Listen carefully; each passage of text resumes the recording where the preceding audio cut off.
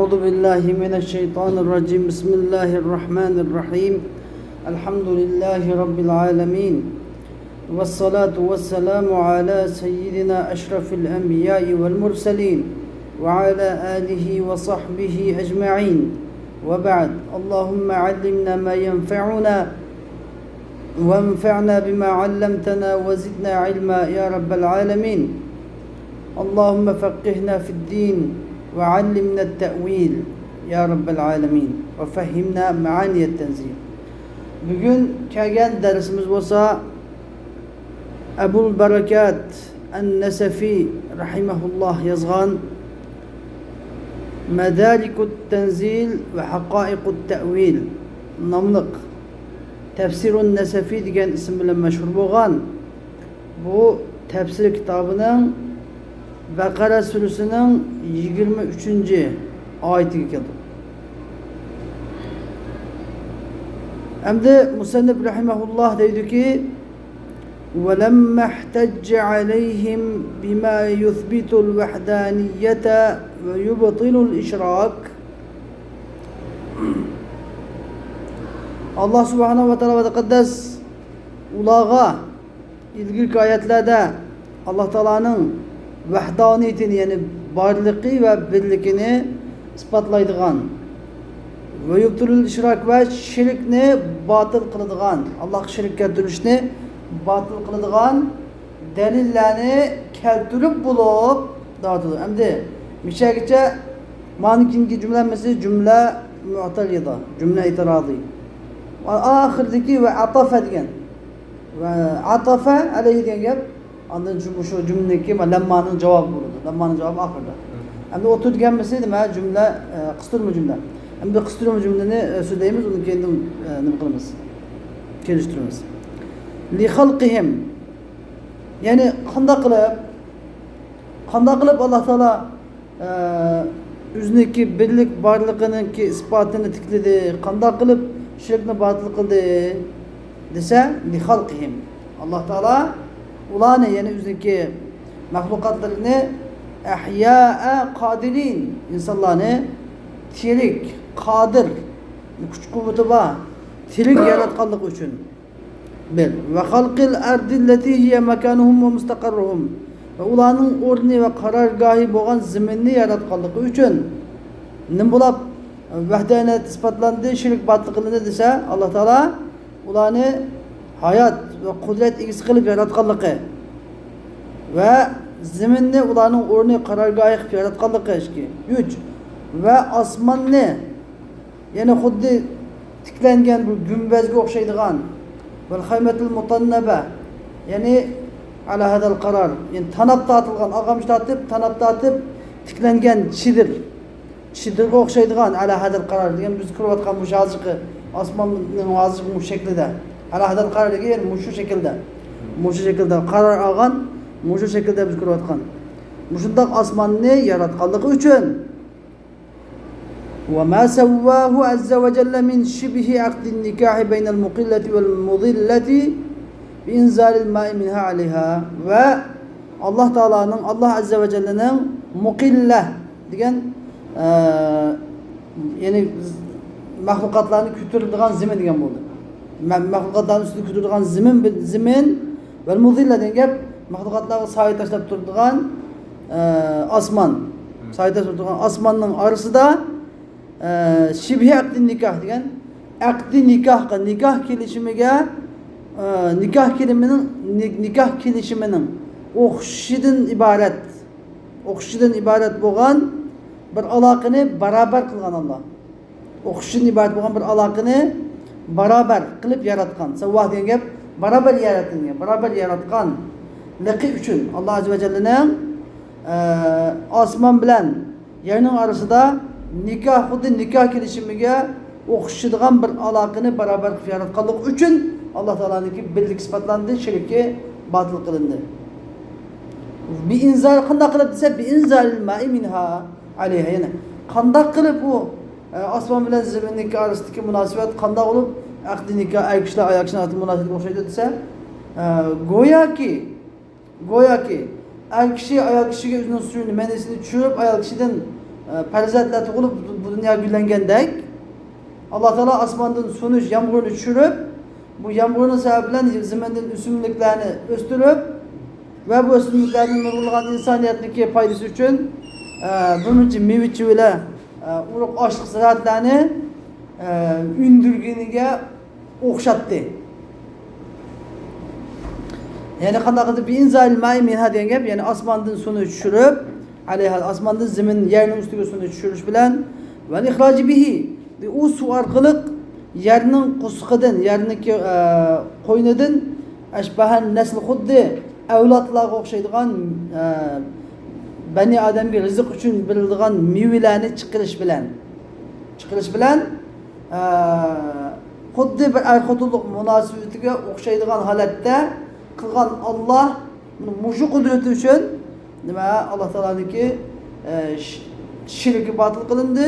Alloh taolaning tavhid va yolg'iz yagona bor ekanligi isbotlandi.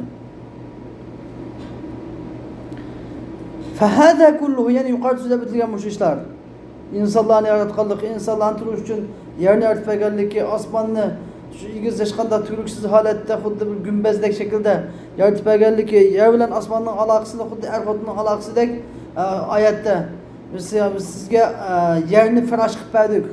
Ayol kishi bu firash to'shakka o'xshaydi. Yerni firash qilib berdik, osmonni uy, bino tubsi besib turgan uy xuddi akshidek. Akshidek buni qilib berdik degandek Alloh taolo shunda bizga shunda tushuntirib berganlarning hammasi va hada kulluhu, ya'ni yuqorida so'zlab o'tilganlarning hammasi dalilun musilun ila tavhid. Ya'ni tavhidga elib boradigan, shirkni batil qiladigan dalildir. Mushun hammasi. Nimish qadisa, nimish qatayib, tamam, nimish qilishimiz nima bo'ldi desa, teg'imish tushuntirib, li anna shay'an min al-makhluqati la yaqdiru ala ijadi shay'in minha. Chunki mahluqotlarning hech bir şeyi, yuqorida zikr qilingan ishlarning hech bir şeyini ijod qilishga qodir bo'lmaydi. Hech qanday bir mahluq insonni yaratolmaydi. Hech qanday bir mahluq yerni yasab, yer yaratolmaydi, osmon yaratolmaydi. Osmondan yomg'irni, tabiiy yomg'irni yog'dirib, yerdan o'simliklarni o'stirib, meva-chevalarni chiqarolmaydi. Buni Allohdan boshqa hech kim qilolmaydi. Anda bo'lgandan keyin Alloh buni qiladigan faqatla yakkigani bir Alloh ekanligi bu yerda isbotlandi. Endi atafa ala zalika beshidiki degan lammaning javobi bu. Lammaning javobi. Nima degan edi beshida?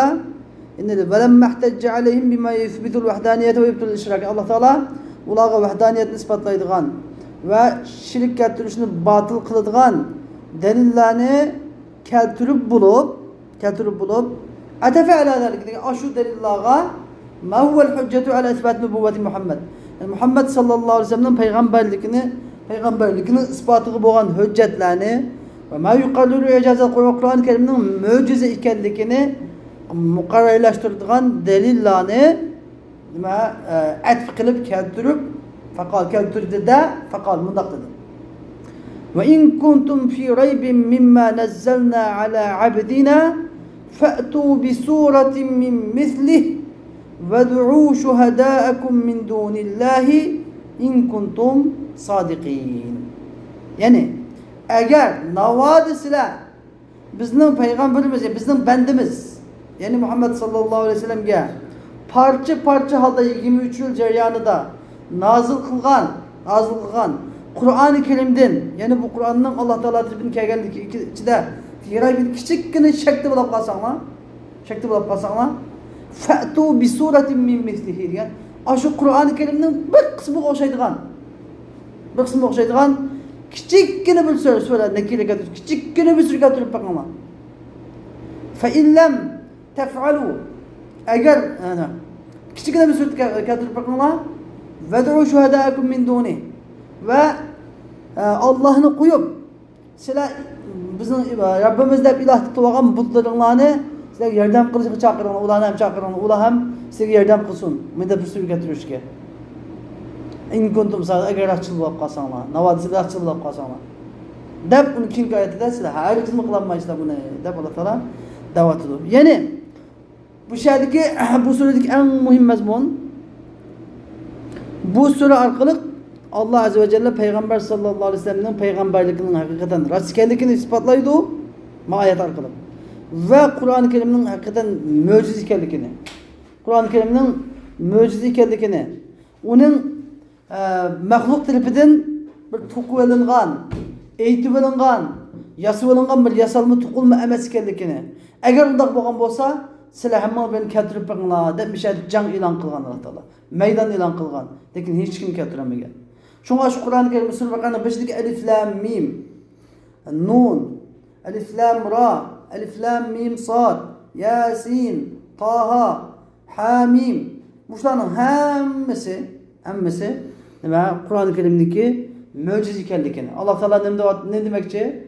Biz şu Kur'an-ı Kerim ey Arap, sizlarning harfinglardan bo'lgan, ya'ni sizlarning tilinglardan tarkib topgan şu 28-29 dana mu'jam, yani elifba harflerinden terkip tepip sizga nazil qilindi. Sizlar acayip fasahatlik, intayin, natiq, sözmen, şair Araplar bo'lgandan keyin ham shu Qur'on Kerimniki o'xshaydigan bir Qur'onni keltirib berganlar. Demakki Alloh taolo jang e'lon qilmoqchi. Qur'onning 5'ida. Buni dastlabki bu jang e'lon qilish qanday keldi? Bir Qur'onni keltirib berganlar deb. Bir Qur'onni keltirib, fa'tu bi hadithin mislihi. Kur'an-ı Kerim'e o'xshaydigan bir so'z keltirib berganlar, bir Qur'on keltirib berganlar deb, dastlabki Qur'on keltirib berganlar deb jang e'lon qildi Alloh taolo. Bular keltirilmedi. Undan keyin fa'tu bi ashri suwarin mislihi muftariyat deb 10 sura keltirib berganlar. Bi ashri suwarin 10 sura keltirib berganlar deb. Yeni keltirilmedi. Undan keyin Alloh taolo nima dedi? Fa'tu bi ayatin mislihi dedi. Şu Kur'an-ı Kerim'e o'xshaydigan, Kur'an-ı Kerim'in ayetiga o'xshaydigan bir ayet nima? Fa'tu bi suratin mislihi dedi. Kur'an-ı Kerim'den sürelere o'xshaydigan bir sure keltirib berganlar dedi. Yeni keltirilmedi. En ahirda şu Bakara suresi. Hozir biz Sure Bakara'ni o'qiymiz, o'ylaymiz, 5 boshlab o'ylaymiz. Kur'an-ı Kerim degan Sure Bakara ahirda nazil bo'lgan oyatlardan. Ahir çünkü Medine nazil bo'lganda.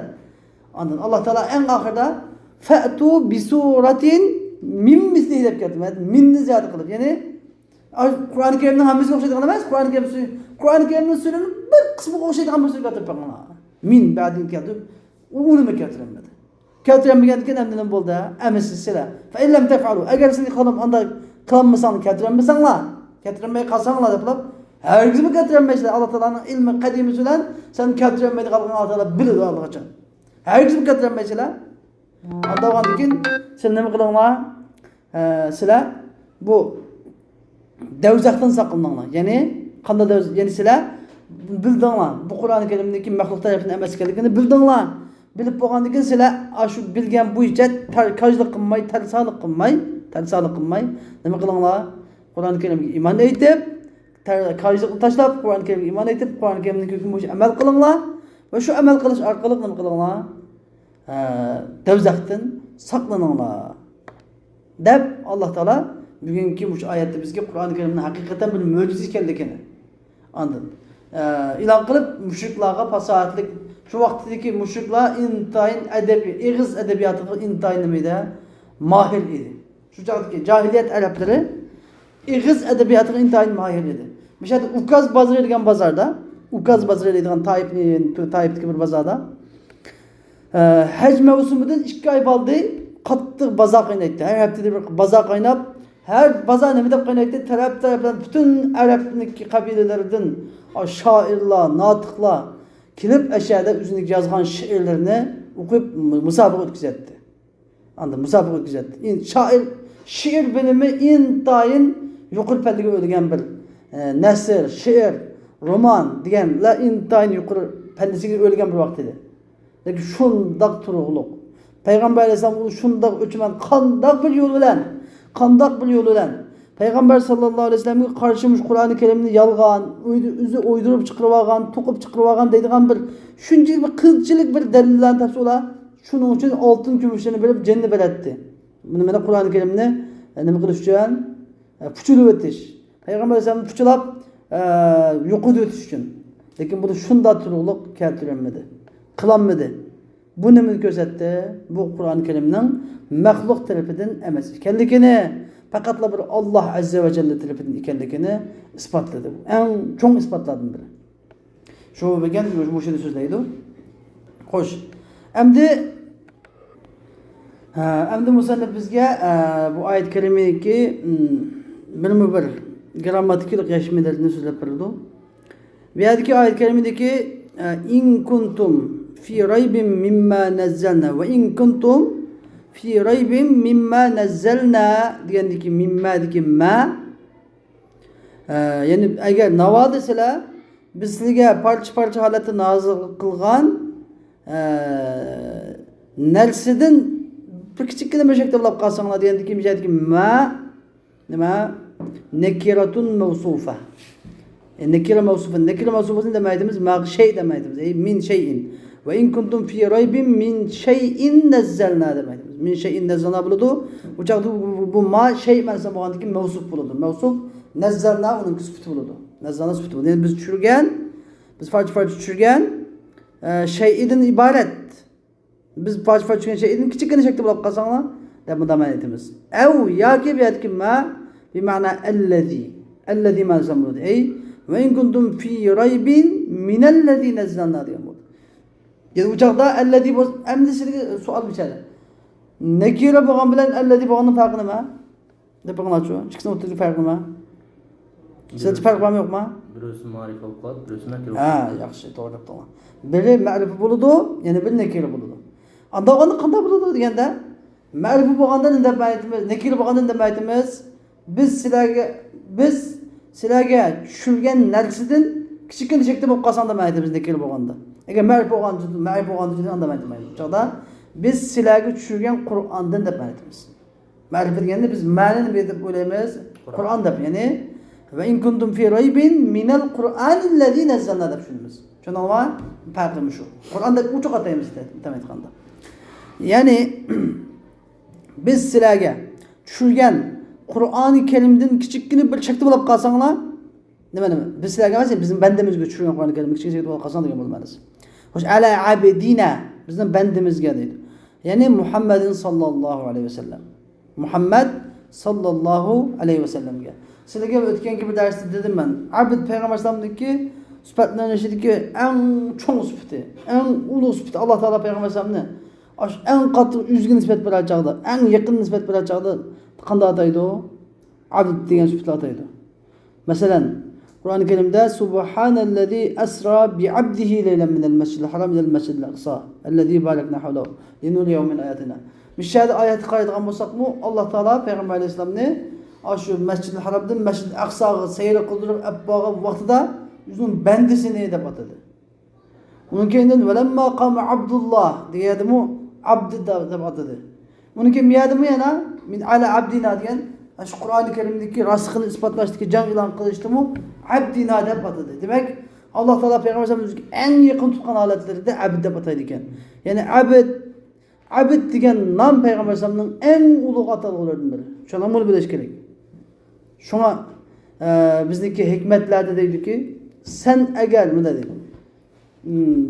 Biz eğer Allah desek biz eğer Allah desek bir mertebe hak bizni bendemdige 10 mertebe. Biz eğer Allah desek 100 mertebe hak bizni bendemdige 1000 mertebe dedi. Bunu kendini bu gapni kendi yandırıp biz eğer Allah desek 1000 mertebe hak bizni benden dese bir mertebe erşul aladın ulug'dur bu mertebedeydi. Yani ehlullah arif billahlar bu manini aynı zamanda düşünüp boğan. Anladın? Şu abd degan Peygamber Aleyhisselam'daki abduhu ve rasul iman qandımı abduhu ve rasuluhu deb abduhuni beşi peygamberlikni ma'noga kelamiz. Boshqa Peygamber Aleyhisselam'ның en ulug' mertebesi abdlik meselesi. Tamam öyle demedim. Hammadan biz Allah Teala'nın bendisi biz deydi. Tamam hammamiz Allah'ın bendisi. Lekin biz bende degan bilan Alloh taolo bizni mening bandam demdi yoki Alloh taolo qaramay qo'yamdi bizga qiyomat. Xudoyim saqlasin. Gapmaydi. Alloh taolo bandam degani eng yaqin bo'lgani mening bandam. Xuddi masalanga valillahil masalul a'la. Biz mishada balvoqimiz qattiq amal qilsak, balam men qilgan. Balasi amal qadam, balasi ko'ngli xo'sh qilsin dedi balam, opaq balam deydi. Achchig'ini kelsa balam demda. Achchig'i kelganda ya ismini chaqirdi. Ey Muhammed ya deb ismini chaqirdi, qarmay qo'ydi. Shunga o'xshashgan. Xo'sh, endi Bu mesele tushunishib bo'ldi. Endi bu yerga bizga abid deganni musannif lug'at nuqtasidan tushuntirib o'tdiki, deydiki val abdu abid degan ismun li mamlukin min jinsil uqala. Ya'ni aqllar jinsidan bo'lgan, ya'ni aqli bor degan gap. Inson demakchi. İnsaniyatdan bo'lgan mamluk, ya'ni mulk qilingan bir narsaning ismidir deydi. İnsaniyatdan bo'lgan mulk qilingan, ya'ni mol mulkka aylangan. O'zi inson turib, mol mulkka xuddi mol mulk elib sotilgandek elib sotiladigan, birovniki nomiga yetkaziladigan, shunday bir insonning misoli, mulk qilingan insonning misolidir. Ismidir. Xo'sh, endi val mamluk, endi bizga abidni tushuntirib bo'ldi. Abid degan ismul mamlukin min jinsil uqala deb tushuntirib, unga mamluk tushuntirdi. Mamluk degan mavjudun quhira bil istila. Texmi ta'riflayotdi. Sizga shu mantiq, ilmi mantiq bo'yicha tushuntiryapti demaydi.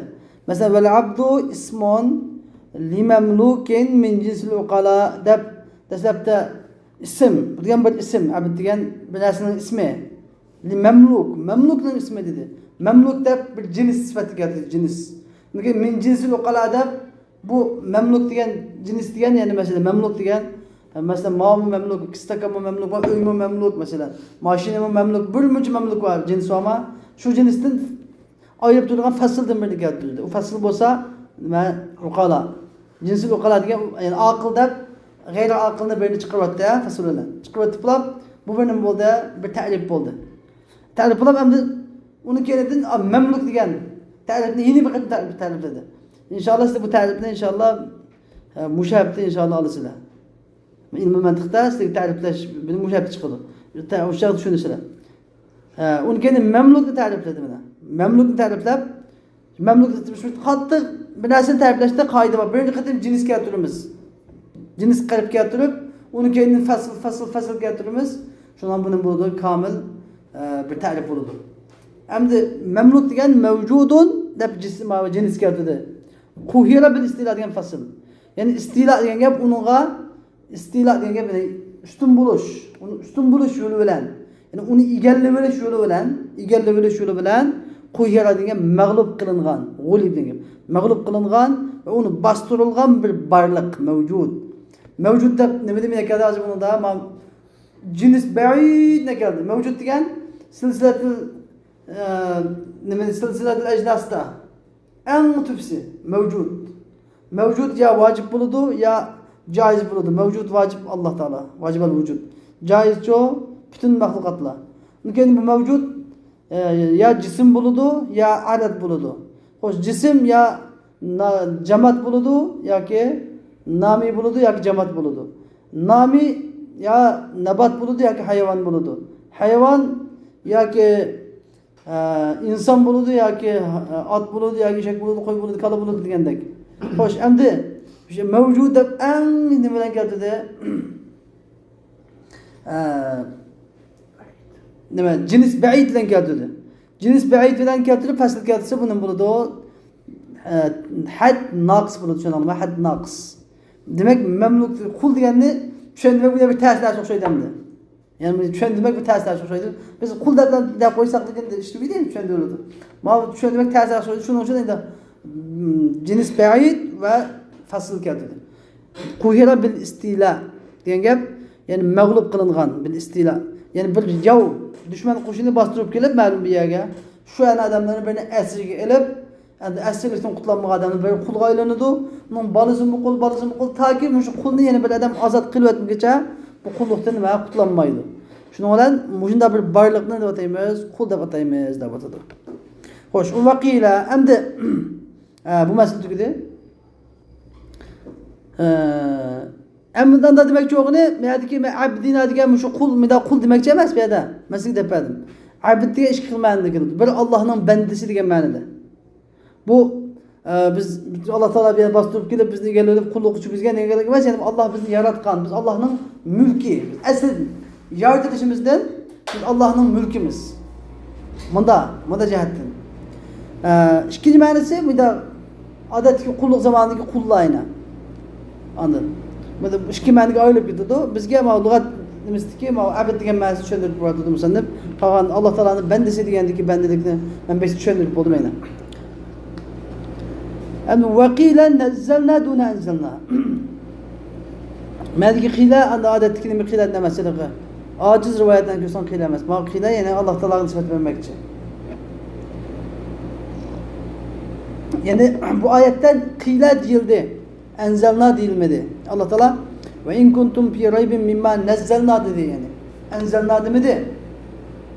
Bu nazzalna deganiki nima foydasi bor? Enzelna demay, nazzalna deganiki nima farqi bor? İkisinin farqi bormi desa? Nima ish qildi? Annal murada masalan biz qanday parcha ichida nazil deb tushundim. Chunki murad murad an-nuzulu ala sabili at-tadrij ve at-tanjim degan tedrici ve parça yol bilen nazil kılış murad bedik murad. Nemiş Allah Teala bir tedrici parça nazil kılgan ibaretli ketudi. Dese ve huve min mahazzihi li mekanit tahaddi. Yani bu can ilan kıldıgan yaga can ilan kıldıgan yanın del cayı kelgen delillerini katardım bu. Can ilan kıldıgan yanın del cayı da bir nasıl bizde. Del cayı degen mesela bu mahaz diye çıkan hazza yahuzzu mahazzen bu ne diyen gap dese yani kassap mesela kassap goş parçalarını bıçakını aşu sonraki tegmeydigan parçalarını del cahidin parçalar kesse yani hazzahu deydi. Kassap goşunu del cahidin parçaları deganlar. Utan keski adam mı del cahid parçalasa del cahid koydu deydi. Beyaz keski adam. Ma'u mahaz diyen gap bu del cahid kelgen delil. Yani Allah Teala Nezzalna deb keltirgan ya idi mushu. Nimishqa?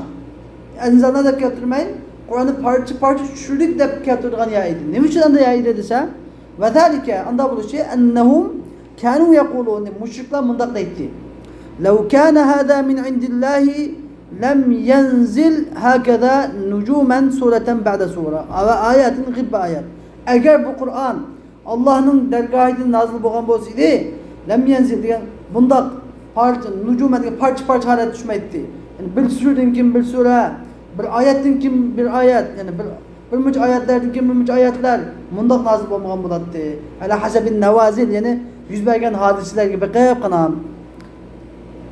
Eğer Allah'ın dergahı bo'lgan bo'lsaydi bu Kur'an ve ala seneni manara alayhi ahli kitab. Yani biz kuravatkan ahli kitab degan gap natiqlar, hatta ahli kitab natiqlar ve şiir degan şairlar, ahli şiir degan şairlar. Biz kuravatkan natık ve şairlarniki adeti boyunca şularniki bulavatkan senen degan gap uslubi yolu boyunca tushmagan bo'ladi. Mesela min vujudi ma yujudu minhum mesela ulardan mavjud bo'lgan ulardan vujudga chiqqan narsalarning mufarraqan degan gap ayrim mufarraqan degan bo'lingan holatida bar bo'lishidan iborat. Hinan fa hinan degan gap zaman bu zaman şeyan fa şeyan degan gap az-azdan bundaq mavjud bo'lishidan iborat bundaq ishlar vujud bo'lmagan bo'ladi. Anladın? Eğer bu Kur'an-ı Kerim Rasulullah Allah tarafından nazil kılınan bolsa anda bir süreden bir ayetten xuddi şairlar natıqlar kitaplarını yazar olsa bir faslını yazar bunu görün bir faslını yazgandek bunda bo'lmagan bo'ladi. La yuqin nazimu divana shi'rihi daf'atan. Nazim ne gibi yani şair özünün şiir toplamını bir kıtımdıla eğitim etmeydi. Ve la yurmin nasiru bi khutabihi darbeten. Nasir degan nasr etkuchi nasri şair mesela nasri abdur özününki nutuklarını bir xutab nutuklarını bir kıtımdıla nima qilmaydi so'zlab etmeydi. Falav anzalahullah yani eğer bu Kur'an'ı Allah nazil bo'lgan bo'lsaydi la anzalahu cümleten bu Kur'an'ı bir cümlede yani bir qıtımdıla bir yo'lamla nazil qilgan bo'ladi. Andaq shoirlarga o'xshash va adabiy yozuvchilarga o'xshash bir beytdan bir bobdan bundaq nima qilmagan bo'ladi, yozmagan bo'ladi. Muhammad buni o'zi to'qivaganlik uchun endi bir suradan bir oyatdan ikki oyatdan endi hodisaga boqib qanam 20 joyani so'zlab bo'ldi deb nimalar mushriklar shundoq tuhmat chaplagan edi. Alloh taolo shularning shu tuhmatiga qarshi holda biz menda parcha 23 yil jarayonida tushirgan Qur'oni Karimdan Allohning dargohidan tushgan Qur'on ekanligiga kichikgina bir shaklni bo'lib qolsa, fa'tu bi suratin min mislihi. Emas, shaklni bo'lib qolsa, siz parcha tushkunligini qilgandan keyin aslida bir parchani keltirib qo'yinglar. Fa'tu bi suratin min mislihi degan shu Qur'on Karim o'xshaydigan bir qismi o'xshab qolgan bir kichikgina bir sura keltirib qo'yinglar, sizlar bo'libdi. Aslida parcha keltirish, butun keltirmadan kichikgina bir parcha keltirib qo'yinglar bu gapga bo'lganda. Deb yani shularniki shu tuhmatiga intayin joyiga kelgan dalil bo'ldi bu. Nazzana deb keltirishdi. Subhanalloh. قال الله تعالى الله تعالى مدقته وقال الذين كفروا لولا نزل عليه القرآن جملة واحدة سورة Furqan suresinin 32. ayetinde Allah Teala kafirlerin sözüne biz bayan kılıp dedi ki kafirler mundak dedi. Bu Kur'an nemi üçün bir yoluyla nazlı kılınmadı. Bir yolamga bir kıtımdan nazlı kılınmadı. Nemi üçün parça halette nazlı kılınmadı. O dep kafirler şundak dedi. Fakila şu kafirlerin bu şu sualıga şu inkar kılış sualıga cevaben şu töhmetine cevaben mundak değildi. İnirtebtum fi hadellezî vaka'a inzaluhu hakeza ala tedric. Yani siz navada mundak tedrici şey inzal nazlı kılınışı tedrici mundak tedrici boğan tedrici yüz bergen bu şu Kur'an-ı Kerim'de navada çekip kalsanlar fa'tu bi suretin diye şu Kur'an-ı Kerim'ge fa'tu bi suretin min misli şu Kur'an'ı okşaydıgan küçükkene bir sure getirip bakınlar. Yani fahatu entum nevbeten vahideten min nuvabih. Sizler şu Kur'an-ı Kerim'nin nöbetlerinden bir nöbetini getirin gibi yani şu Kur'an-ı Kerim'nin bir nöbette nazil kılınan ayetinden bir nöbetlik ayetini getirip bakınlar. Bir nöbette nazil kılınan ayetinden şu Kur'an-ı Kerim'nin bir nöbette nazil bulunduğun şu bölükünde bir nöbetlik Kur'an'ı bir nöbetlik sureni bir nöbetlik ayetlerini getirip bakınlar. Ve halummu necmen ferden min nucumi. Kur'an-ı Kerim'nin parçalarından yalnız bir parçanı getirip bakınlar. Yani sureten min asgari suvar. Medik'de şu fa'tu bi suretin degendeki surenin nekili getirişi için litteklil, littesgir. Nekili getirişi için küçükletiş, azletiş yani en küçük surelerden bir sure getirip bakınlar mesela. İnna a'teynakel kevser fesalli li rabbike venhar inne şâneke huvel abtar. Kur'an-ı Kerim'in en uzun suresi Bakara suresi 286 ayet. En kısa suresi İnna a'teynakel kevser.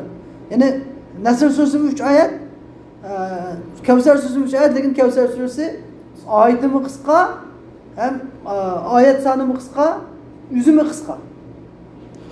Nasr suresi mi kıskaca? Şunun için. Kevser suresi suyunu getirip bakın var. Ve suretu, hem sure degine mesela musannif bizge bir şeyde surunu çöndürüyordu. Endi bizge musannif rahimahullah sure degandeki nima ekanligini tushuntiryapti. Ammo shu ismlarni tushunib turibanglar. Hamisha surani tushuntirmaydi. Faqat fa'tu bi degan birinchi suradan tafsir qilib, keyin tafsir qilmaydi. Sura deganning ma'nosi nima? Sura degan nimadan yalangan narsa? Aslisi nima? Silohdagi ma'nosi nima? Nima deb Qur'onga har bir mazmun ma'lum bir bo'likiga bir sura deb ism qo'yilgan. Bu sura degan nima degan gap degani bizga tafsir etyapti. Sura degan الطائفة من القرآن المترجمة التي أقلها 3 آيات. Şuna sure ta'rif mujmala. Yatlıvasanlar. Sure degan Qur'oni Kerim'den bo'lgan bir taifa, bir bo'lak. Al mutarjama degan gap, unga unvon berilgan. Mutarjama deb tarjima qilingan degan gap emas bu. Ya'ni tarjima degan ma'no unvon, mavzu, ism qo'yilgan degan gap bunda. Sure Kevser, Sure Baqara degandek unvon qo'yilgan en ezi 3 ayet bo'lgan, en ezi 3 ayet bo'lgan. Agar küpünü qalsak küpü 286 da qisqasi 3 ayet bo'lgan. Her bir nimaga, aniq bir surga alohida uning ismi qo'yilgan. Shunday bir bo'lak, bir majmua nima deb ataladi? Sura deb ataladi. Demak biz mush ta'rifdan nima tushunamiz? Sura degan lozim at-taifa bo'lish kerak ekan. At-taifa. Taifa degan gap bir bo'lak, bu jins. Tamam? Minal Qur'onda at-taifa degan ma jins bo'ldimi? Minal Qur'on degan birinchi fasl. Minel Kur'an deb nimani chiqaryapti? Qur'ondan boshqa hamma narsa chiqaryapti. Hadis, boshqa narsalarni chiqaryapti. Faqat Qur'ondan sura faqat Qur'ondan bo'ladi deganni bildik birinchi. Ikkinchi faslda mutarjam. Bu chuqum bu sura nima bo'lish kerak? Chuqum buning alohida bir ism qo'ygan bo'lish kerak. Kavsar surasi, Baqara surasi degandek nima qilgan bo'lish kerak? Ism qo'yilgan bo'lish kerak. Shuning bilan mutarjam degan gapni ism qo'yilmagan 3 oyat degan gapni chiqib ketdi. Uning aqalluha 3 oyat degan gap bilan bizga oyatul kursini o'xshashlarni chiqaryapti. Aqalluha 3 oyat degan gap bilan agar en az 3 oyat degan gap bilan biz nimani chiqaryaptik bundan so'ng oyatul kursi, unga kursi deb alohida ism qo'yilgan. Qur'ondan bo'lgan bir toifa shundami? Faqatlam demak hozir suyun ichiga nima kirib ketgan bo'ldi hozir? Oyatul kursi kirib ketgan bo'ldimi? 3 oyat degan gapimizdan chiqib ketdi. Chunki oyatul kursi qancha oyat emas? Bir oyatda. Shuning bilan materialdan chiqib ketdi. Amaliyotda chu desanglar, u Qur'on Karimning suralari hammasi tavqifiy uchun Allah. Buradan qo'plab 3 oyatni men agar bunga ismini qo'ysa, bir sura qolmaydi u. U hammasi tavqifiy. Alloh taolo Jibril alayhisolamga shunda ma'u sura deb atagan, Jibril alayhisolam payg'ambarga ma'u falani sura deb atagan payg'ambar bizga deb bergan. Uni hech kim men qilib olaman deb 3 oyatni tanlagancha, ma 3 oyatni buni deb ism qo'y, ma'no onda ism qo'y degan gap emas. Hammasi Alloh taoloning ilmi azalida shunda atilib ketgan ayda bo'lgan. Payg'ambar alayhisolam shunda nima qilgan? Nazil qilingan. Shundaqmi? Biz bizga ham yerda nima ta'riflayotdi, mesela had shaklida nima? Rasm shaklida rasm. Bizda ta'rif ikki xil bo'ladi. Bir ta'rif had degan juz'iyat, mohiyatni teg-tegidan tunishtirish. Yana bir ta'rif rasm. Faqatlam uniki arazlar bilan, alomatlar bilan tunishtirish. Shu Qur'oni Karimning ta'rifining o'zimi, sura ta'rifining o'zimi nimadan? Rasm bobidan. Had bobidan. Chunki Qur'oni Karimniki haqiqat mohiyatlarini Alloh taoloning kalomi azalisi. Uni biz nima qilmaymiz? Uni biz tek-tegi demaymiz.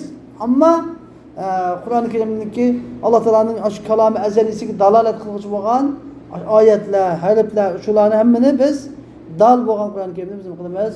Shuniki buni arad degandek xuddi shunda tushundim. Shuni shular orqali biz ta'riflasak, buni nima deb ataladi bu? Rasm tam deb ataladi. Xo'sh, va wawuha in kanat aslan amdi va wawuha. Mushadiki sura deganda hamda bizga islohdagi ta'rifini so'zlab bo'ldimi? Hamda bizga lug'atdagi ma'nosini deb bermoqchi. Suraning vosi in kanat aslan agar asli bo'lsa, ya'ni bizda ikki xil bor. Biri suradan chiqqandaydi, biri suradan chiqqandaydi. Savaradan chiqqanmi yoki sa'aradan chiqqanmi? Savara deganning ma'nosi boshqa, sa'ara, surning ma'nosi boshqa. Unda olgandan keyin surdan chiqqan bo'lsa vav bilan fa imma an tusamma bi suril madina. Ya'ni shahar sepili bilan atalgan bo'ladi. Ya bu nima bo'ladi? Yoki shahar sepili degan Madinaning suri degan so'z bilan atalgan bo'ladi. Va huwa sur degan nima? Haituha. Shaharning temi.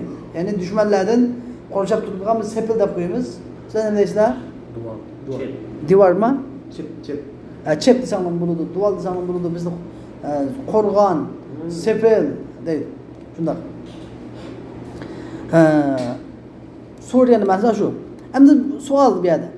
Bu shahar sepili, duval, hait deganki nima deb suralar nima aloqasi buni desa, li'annaha chunki bu li'annaha ta'ifatun minal Qur'ani mahdudatun muhawwizatun ala hiyaliha. Chunki sura degan Qur'oni Karimdan bo'lgan bir bo'lak, mahduda degan cheklik, muhawwiza degan gap ala hiyaliha o'ziniki bunda udullarga doira qo'yilgan.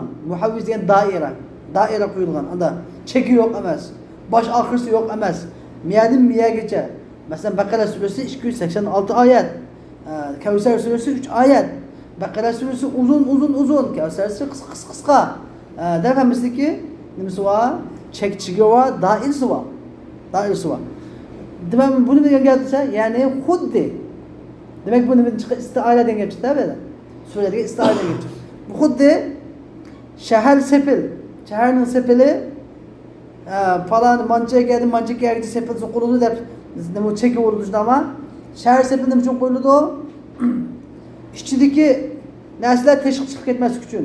Tashqi narsalar ichiga kirib ketmaslik uchun, dushmanlar ichiga kirib olmaslik, ichidagi narsalar ya'ni bu shaharga tava bo'lgan narsalar shaharning sirtiga boshqaga chiqib qolmaslik uchun sepil chegara qo'yiladi, sepil qo'yiladi. Xuddi shuningdek Qur'oni Karimdagi har bir suralari xuddi bir sepilga o'xshash o'zining ichidagi oyatlarni boshqa suralardan Qur'oni Karimdagi bir suraning ichidagi oyatlarini boshqa suralardan ayirib turdi. Xuddi sepil ayirib turgandek, tushuningmi? Doira silib, xuddi sepil shaharning ichi tashqi ichiga bo'lgandek, Qur'oni Karimning har bir surasi o'zining ichidagi oyatlarini boshqa suralardan nima qilib turdi? Ayirib tutib turdi.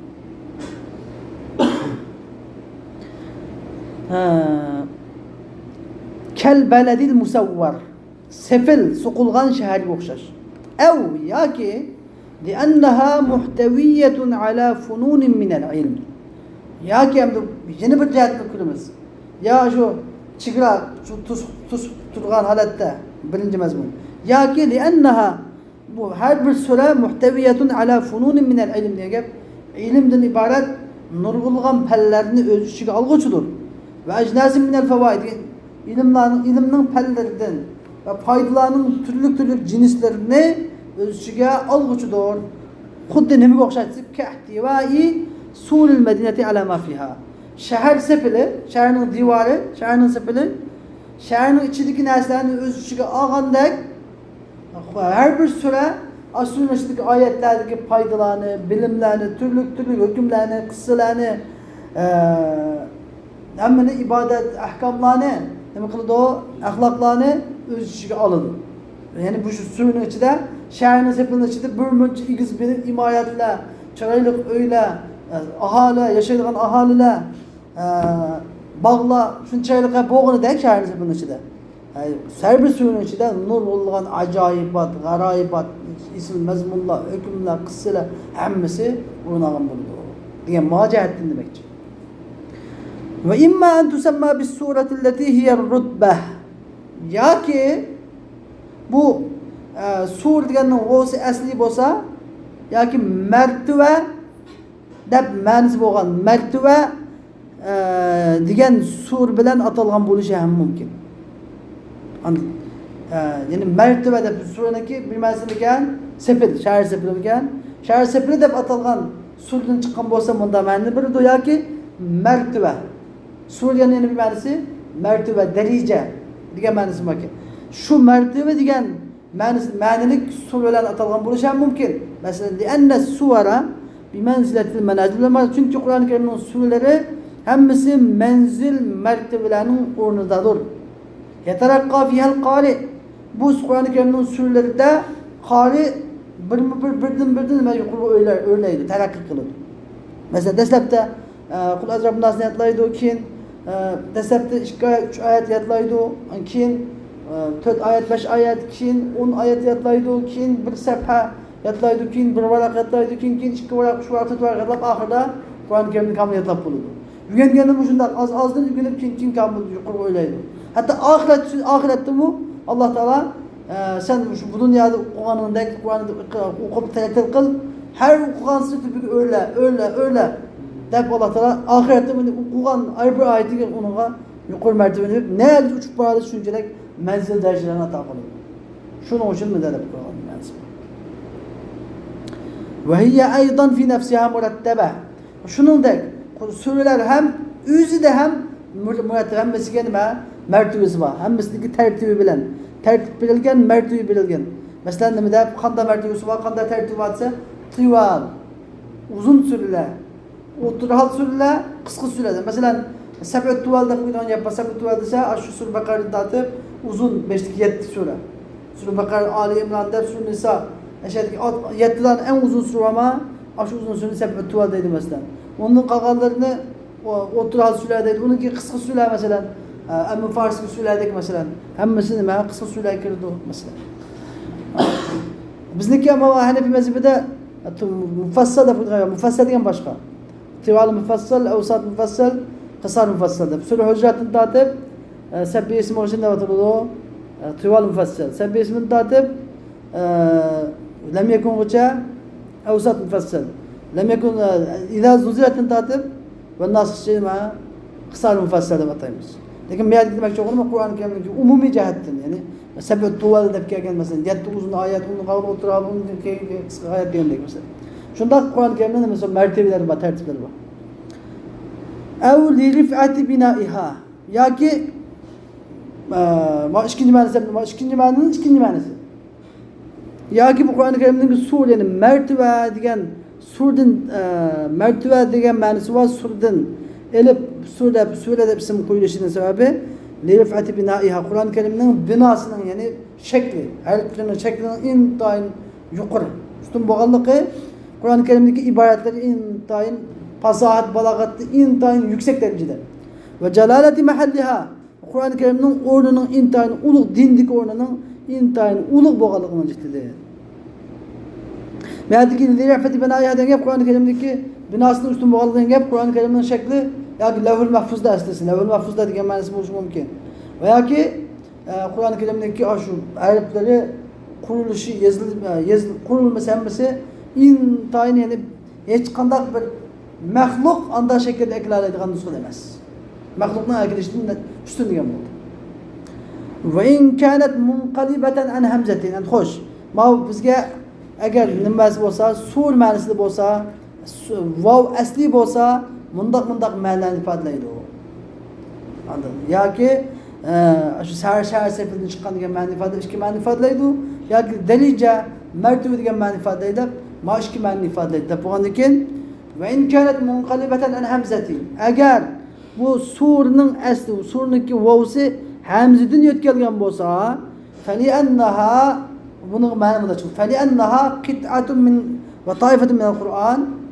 Çünkü o sure degen Kur'an-ı Kerim'den bolan bir parçadır, Kur'an-ı Kerim'den bir taifsidir, bir bölüküdür. Kes-su'retilleti hiyel bakiyetu mineşşey. Xuddi bir surege okşaş ki o sure bolsa el-bakiyetu mineşşey yani bir narsadan qaldığı. Sure degen mesela fesu'rul ademiyyi, fesu'rul eyleti de fikri çıkıdı o. Sure degen gep çıp atıp kalan su. Yani atıp kalan tamak, atıp kalan bir narsa. İnsandaki, hayvandaki. Şu sure degen narsa yani qaldığı bir narsadan qaldığı. Yani Kur'an'daki bu sure degen Kur'an'ın bir qaldığı degen yani Kur'an'ın bir partisi degen. Eşip kalan narsanın bir narsadan qaldığı buludu o. Bir narsanın partisi buludu o. Bu düşünüldük sure degen bu Kur'an'daki bir partisi. Şu sebebini alıyor.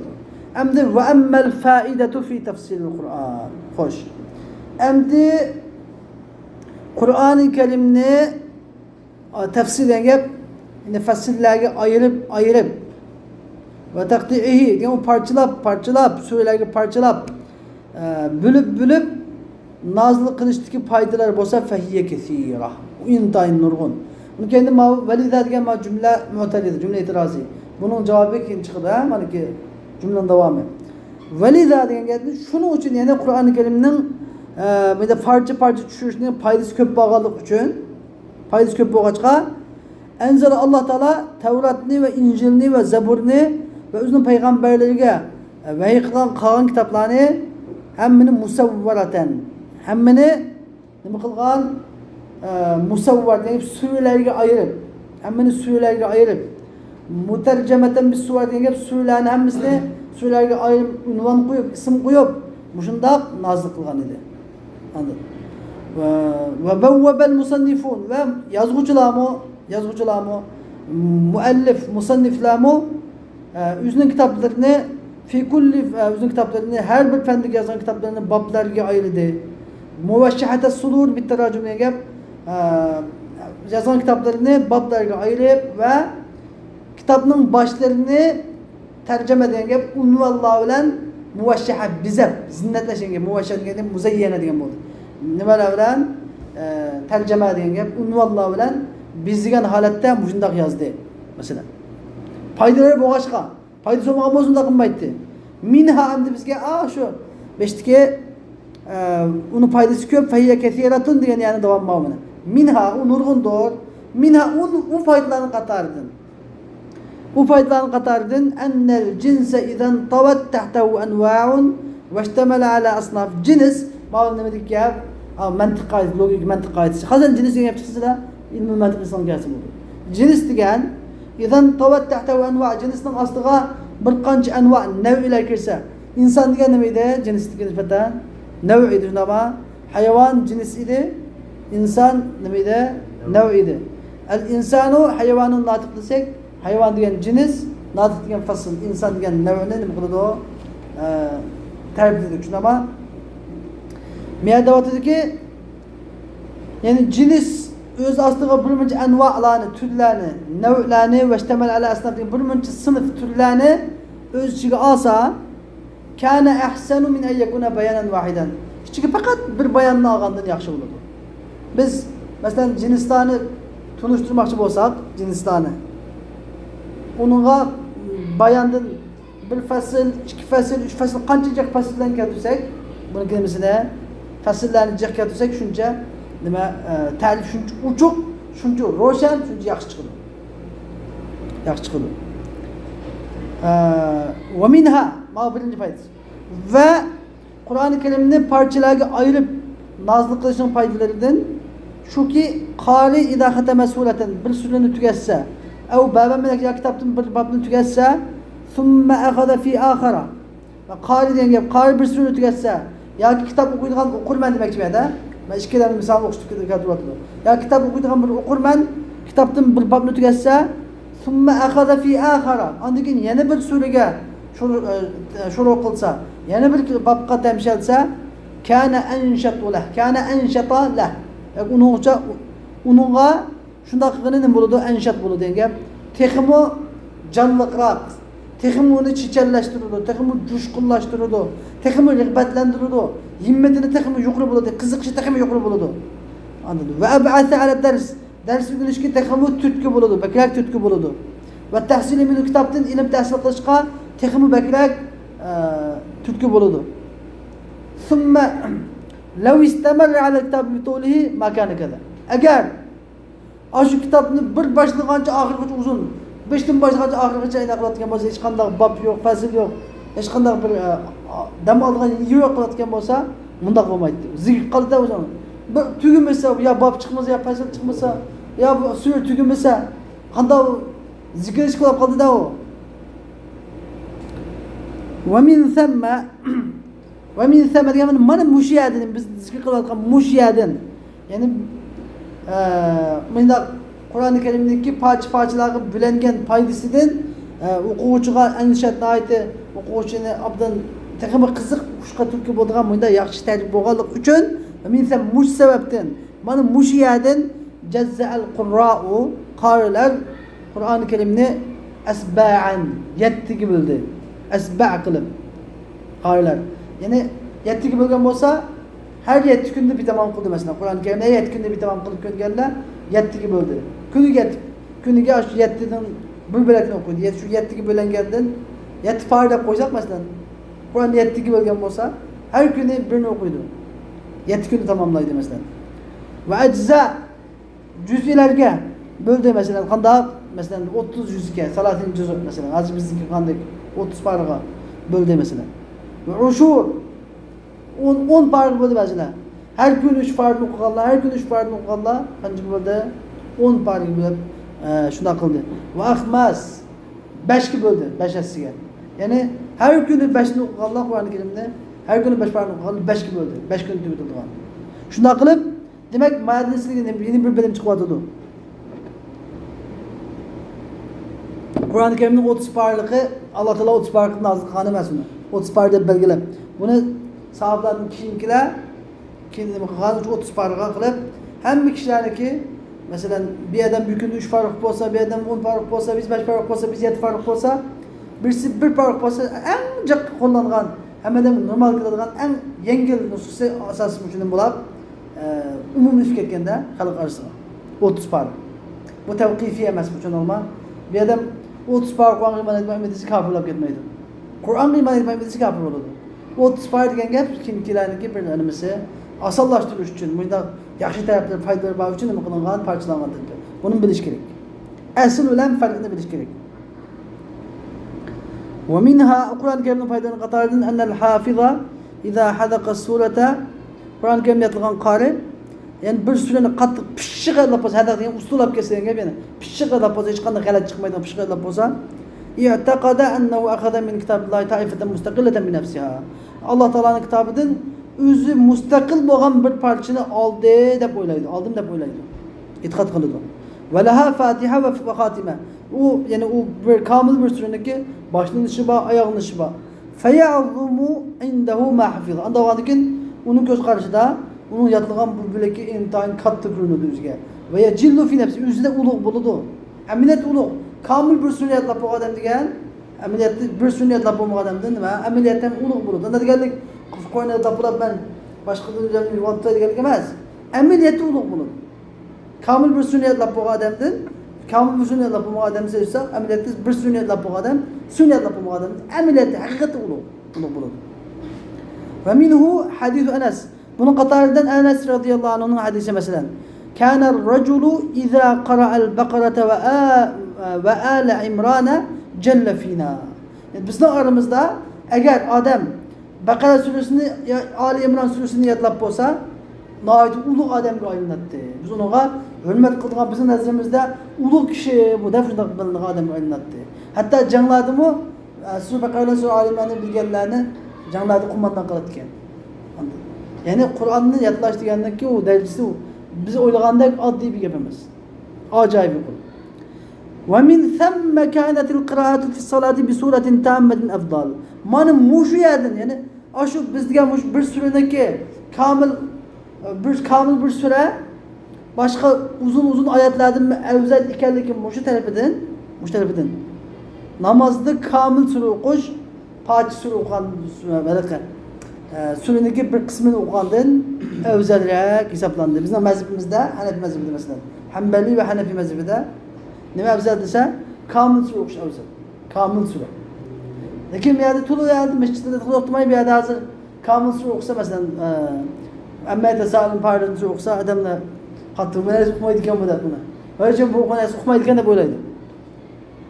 Emniyette ona dayanmaz. Kamil bir süre okuyanlık parça mesela ben İzâ zülzüle suresini okusam mesela yani bir Ali İmran Sure Bakara'dan bana uzun 30 hayat okunumdan evzel de böyleyimiz. Mesela bu kamil bir sürede kamil bir mezmun bilgen mustakil bir mezmun var. Anladım. Bazen aşı mustakil mezmun bu o 20-30 ayet çıkması mümkün. Çünkü bir sure degan kamil bir mezmunni o'ziga olgan bo'ladi-da. Cho'ng bir mezmunni. U cho'ng mezmun kichik mezmunlarga bo'lingan bo'ladi. Shuning uchun bir sure bir uzun oyatlardan afzalroq bo'ladi. Qisqa sure ham hatto. Chunki unda kamil bir mezmun bor. Shu Alloh taolo shu sure deb keltirdi Qur'onda. Sure keltirib bergan dedi. Oyat keltirib bergan demadi. Sure keltirgan dedi. Kelmishadi. Min mislihi degan gap shu Qur'oni Karimga o'xshaydigan. Min mislihi yani biz tushungan mesela yediga daminaganida o mimma nazzalna yani shu biz nozil qilgan Qur'onning o'xshidan bo'lgan bir surani keltirib bergan degan bu.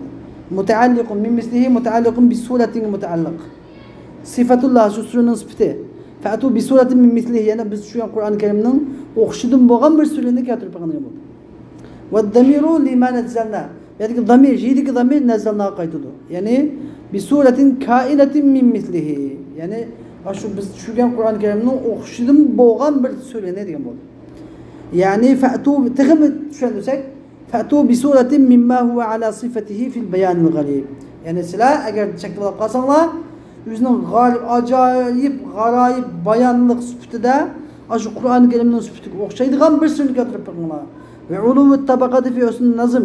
Uniki nazmin tizliğinin güzelligida, tabiqisinin üstünlüğünde şu Qur'oni Karim o'xshaydigan bir surani keltirib berganlar. Degan bo'ladi ma'nosi. Avli abdin yoki bu yerga mislihidiki zamir nimaga mimma nazzalna degi nazzalna qaytmay balki abdina qaytadi. Yani mislihi yani keltirib bergan gap bu yoqda sizlar agar bu Qur'onni shakli olib qolsanglar shu bizning bandimizning o'qishidan o'zi umumiy bo'lgan xatni bilmaydigan, savodi yo'q bo'lgan, Ayında bendimizin okuşidin bunda pasadık var demin getirip pasanatçı diyen bulacak manası. Yani yedi damir nimgâne do abdina gan. Yani fa'tu mimmen huwa ala halihi min kevnihi ummiyen lem yaqra'l kutub. Yani sila eğer Kur'an-ı Kerim'de Allah'ın da bu kadar şekilde kalsanlar yani bunun haleti bu kişinin bu peygamberin haleti okşaydıgan yani ummi diye savaşsız lem yaqra'l kitap okumagan ve lem ya'khud minel ulemalardan ağmıgan muşunda haletdeki bir adamın bir nemini getirip bakınlar. Bunda adamın muşunda Kur'an'ı okşayıp getirip bakınlar, sünnet okşayıp getirip bakınlar diyen boldu manası. Ve la qasada ila mislin ve nazirin bir ada Muhammed ko'p okşaydıgan boy jihatda taqdirlik chiroy okşaydıgan degan gapni qammasat qilgani yo'q bu yerda. Demakchi o'g'ini ya'ni min misli deganda ya'ni shu Muhammadga o'xshash nima ummiy bo'lgan, savotsiz bo'lgan, kitob o'qimagan, mushunda xat o'qishni bilmaydigan odamdan bunda katta fasad qilgan gaplar qilgan bo'lmasa degan bo'ladi. Endi varaddu damiri ila munazzal amma bu damirni bir yerda munazzal yani Qur'onga yandirish eng avlaraqdir. Nima qali qavlihi ta'ala Allah Ta'ala'nın qavlidiki Allah Ta'ala bu suyda g'ana emas, bu oyatda emas bir qancha yerda shu buniki nimaga Qur'onga yanadiganligini ta'kidlaydigan holatda keltirgan. Masalan, fa'tu bi suratin mislihi dedi. Sura Yunus'ta fa'tu bi suratin mislihi dedi mesela. Onun kendinden Sura Hud'da fa'tu bi ashri suvarin mislihi dedi. Onun kendinden Sura İsra'da ala ayyatu bi misli hadal Kur'an la yatuna bi misli. Ula muşu Kur'an'ı okuşunu getirmişkenimiz edemlesin mi? Bu Kur'an'ı okuşunu getiremeydi o. La yatuna bi mislihi de bu ayetlerin hemmisi karaydıgan bolsak nemini güçlendirip atıyordu o. Şu demirinin nezzala Kur'an'ı yanıdığanlıkını güçlendirip atıyordu. Ve li'ennel kelame ma'arıdı damiri ilel munezzeli ahsanu tertibe. Yani bir bu müzellimdeki en güçlü bir tarifi devamlı Kur'an bilen tefsir kıldığım bir tarifi var. Kur'an bilen tefsir kıldığım en güçlü tarifi. İkinci sebebi var yani çünkü kalam bir yerdeki söz ma'rad damiri yani kalam bir yerdeki söz damirini munezzel yani Kur'an'a kaytırış olan boğan söz ahsanu tertibe tertip cihetini takımı çıraylık çıkıyordu. Ve zalike kanda mesela en şu damirini munezzel kaytırsak tertibini çıraylık çıkışı enel hadise fil munezzel ve yerdeki söz ne üstü bulamadı o munezzel üstü bulamadı Kur'an-ı Kerim üstü bulamadı o la fil munezzel aleyh Kur'an-ı Kerim düşürülgen zat hakkında emez ve huve mesukun ileyh anda oğan dikin ve huve bir yerdeki munezzel mesukun ileyh diyen gap söz muşun edep keltirilgen sizde usul okuyan bolsanız nas da bir kapan nas diyen ma huve nas diyen ne dese ma siqal kelamu li eclihi nas diyen gap muşun uçup bakın muşun uçup keltirilgen lekin dalaletinde şeriatinde iktidar nasiyen bo'ladigan emas. Iktidar bu asosiy emas, asosiy maqsad emas. So'zdagi nas demam asosiy maqsad. Bu yerdagi asosiy maqsad qolsa Qur'on Karim. Fa innal ma'na chunki ma'na va in irtabtum yani aşı bir qoida usul shashida o'qigan bo'lishi mumkin. Agar shu nas bilan zohir qarama-qarshi kelib qolsa qonalimiz yoki qon tutimiz, nasl tutimiz. Agar ibodatun nas, dalalatun nas, shariat nas qarama-qarshi kelib qolsa qosni tutimiz ibadetin nasıl tutumuz? Yani kaide uçuk çıkıyor şartın usul şaşırdı. Fe innel ma'na çünkü ma'na ve in irtabtum fi ennel Kur'ane munezzelun min indillah. Eğer sizler Kur'an-ı Kerim'den Allah Teala'nın dergahiden nazil kılgan ekanligida şek qilib qolsanglar fahatu entum nubzan mimma yumathiluhu. Kur'an-ı Kerim'de o'qishdan ozgina bayasga turib bakinglar. Degan bo'ldi ma'nosi. Ve qadiyatut tertib bu yerda tertib masalasi law kana ad-damir mardudan ila rasul. Eğer zamir biradagi zamir Resulullah'a qaytarilgan bo'lsaydi ay yuqal mundaq deyilgan bo'ladi. Va in irtabtum fi anna Muhammadan munazzalun alayh. Agar sizlar Muhammadning shu Qur'oni Karimga Muhammadga Qur'oni Karim nozil qilinganligida shak qilib qolsanglar fahatu Qur'anan min mislihi. Ya'ni shu Muhammadning o'qishidan bir Qur'onni keltirib bakinglar degan bo'ladi canım. Ve li anna hada tafsir ve şunun uchundir ki bu tefsir yulaimu Allah Azze ve Celle'deki ve du'u şuhada'akum diyen kavliga münasip keladi. Yani şuhada diyen şehitlerin cemisi köp şekli bir ma'nal hadir ma'nosida. Yoki abul qaim bis shahada guvohlik berguchi degan guvohchilaringlarni hazır boğucularını diye ma'noda min dunillah degan min g'ayrillah, ya'ni Allohning g'ayridan. Allohning g'ayridan sizlar ibodat qilayotgan shoyatlaringlarni chaqiringlar degan oyatmi shu tafsirga munosib keladi. Va huwa mutaalliqun bi shuhada, ma'adiki dunillahidiki min dunillah shuhadaakumga mutaalliqdir. Ya'ni ud'ul ladina ittakhaztumuhum alihatan min dunillah. Yani Allah Teala'nın g'ayridan, Allah Teala'nı qo'yib, Allohdan boshqa ilahlarni, sizlar ilah tutib olgan ilahlarni chaqiringlar. Va za'amtum annahum yashhaduna lakum yawmal qiyamati annakum alal haqq. Yani qiyomat kuni sizlarga sizlar haq ustida deb guvohlik berdi deb gumon qilgan ilahlarni chaqiringlar degan bo'ladi mana. Aw man yashhadu lakum bi annahu mislu Qur'on, yoki sizlarga man yashhadu lakum bi annahu mislu Qur'on. Sizlar aytib kelgan narsalarni Qur'onga o'xshaydi ekan deb guvohlik bergan guvohchilarni chaqiringlar degan bo'ldi. In kuntum sodiqin. Yani agar sizlar rostchi bo'lsanglar. Anna zalika muxtalaqun.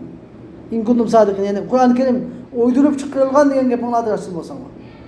Va annahu min kalam Muhammad alayhisolatu vasallam. Yani Qur'on payg'ambar sollallohu alayhi vasallamning gapidan degan gaplarni rostchi bo'lsanglar, ha ash guvoh oyatdan bir sura keltiringlar, Qur'ondan bir sura keltirib qo'yinglar, guvohchilarni chaqiringlar. Sizga yordam qilib butun yordam qadamini chaqiringlar, yordam keltiringlar. Ve cevabu şerti mahdufun yedullu aleyhi ma qablahu.